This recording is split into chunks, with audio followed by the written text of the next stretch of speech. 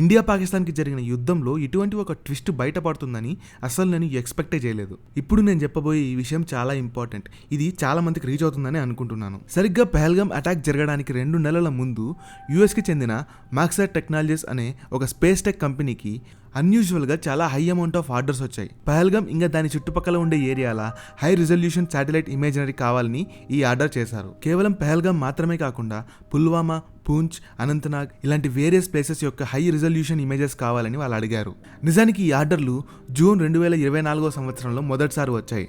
అది కూడా పాకిస్తాన్కి చెందిన ఒక జియోస్పేషియల్ కంపెనీ అయిన business systems international private limited అనే ఒక కంపెనీ మక్సర్ టెక్నాలజీస్తో ఒక పార్ట్నర్గా జాయిన్ అయిన కొన్ని నెలల తర్వాత అప్పుడు మొదలైన ఈ ఆర్డర్లు సరిగ్గా అటాక్ జరిగే 10 రోజుల ముందు వరకు వస్తూనే ఉన్నాయి. పర్టికులర్గా ఈ బిఎస్ఏ కంపెనీనే ఈ ఆర్డర్లు చేసిందని చెప్పలేం కానీ అది కూడా ఒక పాసిబిలిటీ ఉండొచ్చు అని చాలా మంది ఎక్స్పర్ట్స్ చెప్తున్నారు. ఇక్కడ మెయిన్గా అనుమానించాల్సిన విషయం ఏంటంటే ఈ బిఎస్ఏ కంపెనీ యొక్క ఫౌండర్ గురించి. ఉబైదుల్లా సయ్యద్ అనే ఈ పాకిస్తానీ అమెరికన్ బిజినెస్ మ్యాన్ ఇల్లీగల్గా పాకిస్తాన్ అటామిక్ ఎనర్జీ కమిషన్ పిఏఈసీకి high performance computer software and hardware ఇల్లీగల్గా ఎక్స్పోర్ట్ చేస్తున్నాడని చెప్పి సంవత్సరం పాటు యుఎస్ ఫెడరల్ కోర్టు ఇతన్ని జైల్లో వేసింది. ఈ పిఏఈసీనే పాకిస్తాన్ కోసం హైలీ ఎక్స్ప్లోజివ్ న్యూక్లియర్ వెపన్స్ని తయారు చేస్తుంది. ఇక్కడ ఇంకో ట్విస్ట్ ఏంటంటే ఈ మక్సర్ టెక్నాలజీస్ ఉంది కదా, ఏదైతే పాకిస్తాన్కి చెందిన బిఎస్ఐని ఆన్బోర్డ్ చేసుకుందో దాని పార్ట్నర్ లాగా, ఎప్పుడైతే ప్రింట్ వెబ్సైట్ ఈ ఆర్టికల్ని పబ్లిష్ చేసిందో వెంటనే వాళ్ళ పార్ట్నర్స్ లిస్ట్లో నుంచి ఈ బిఎస్ఐ టెక్నాలజీస్ని తీసేసింది.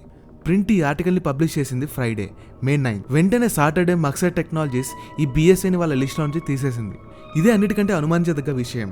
ఎందుకు ఇన్ని రోజులు ఉండి ఇప్పుడే తీసేయాల్సి వచ్చింది? ఒకవేళ ఏ తప్పు జరగకపోయి ఉంటే ఎందుకు ఈ భయం? వీటన్నిటికీ మనం ఆన్సర్స్ తెలుసుకోవాలి. అప్పుడప్పుడు కొన్ని విషయాలు మీడియా వల్ల బయటపడుతుంటాయి అంటారు.